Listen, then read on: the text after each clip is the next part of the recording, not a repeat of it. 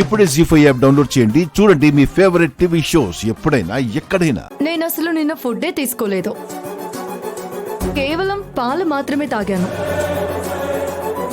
అందులో విషం కలిపి నన్ను చంపేద్దామని అనుకున్నారా? నేను చంపాలనుకోవడం ఏంటి? నీ వంటికి పట్టిన చెమటలు నీ మాటల ధోరణిలో తడబాటి నాకు చెప్తున్నాయి. దానికి పూర్తి బాధ్యత మీరే అని.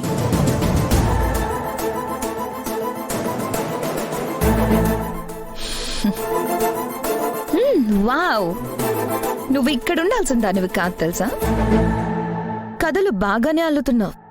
సినిమాలో ట్రై చేయొచ్చు కదా, మంచి ఫ్యూచర్ ఉంటుంది. అయినా నీ ధైర్యం ఏంటి?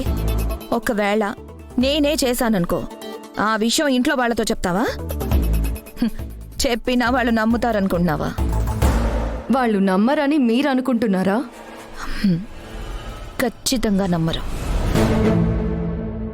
ఎందుకంటే నేను పాలల్లో విషం కలపడం నువ్వు చూడలేదు, వేరెవరైనా చూసారో తెలీదు. ఈ చెమటలో తడబాటు చూసుకొని దేన్ని ప్రూవ్ చేయలేవు. నేను ప్రూవ్ చేయలేకపోవచ్చు వదినా, కానీ అందులో మీ ప్రమేయం ఎంతుందో నాకు తెలుసు కదా.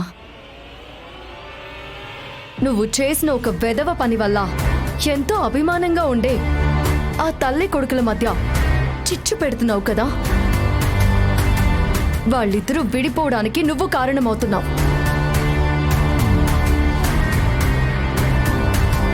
కార్తీక్ గారంటే మీకు చాలా ఇష్టం కదా. మీ పంతానికి పోయి ఆయన్ని కష్టపెడుతున్నారు, బాధ పెడుతున్నారు. అసలు ఏం బ్రతికొదినా నీది? Hello hello hello, hold on. నేను సైలెంట్ గా ఉన్నానని తెగ రెచ్చిపోతున్నావు. ఏంటమ్మా? ఏంటేంటేంటి? మా అమ్మ తమ్ముడికి మధ్య దూరం పెరగడానికి కారణం నేనా? గాడిది గుడ్డేం కాదు. వాళ్ళ మధ్య మనస్పర్ధలు రావడానికి కారణం నువ్వు. అపార్థాలకి కారణం నువ్వు. అందరూ ఏడుపులకి కారణం కూడా నువ్వే.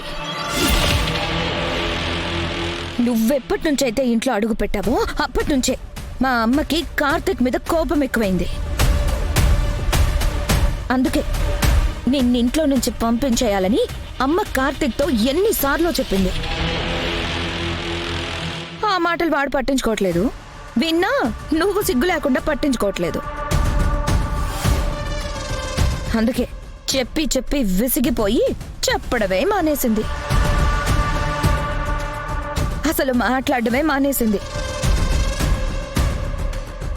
అన్నిటికీ కారణం నువ్వైతే నింద నా మీదేస్తావేంటి? వాళ్ళు కలవాలంటే నేను మారడం కాదు, నువ్వు ఇంట్లో నుంచి వెళ్ళిపోవాలి. ప్రతి దానికి నన్ను అనడం కామన్ అయిపోయింది. ఇదిగో పల్లవి కాని పల్లవి, ఒకరికి భార్యగా నటించడానికి నీకు సిగ్గు లేకపోయినా నీలాంటి దాన్ని ఇంట్లో ఉంచుకుంటే మాకు తల కొట్టేసినట్టుగా అవుతుంది.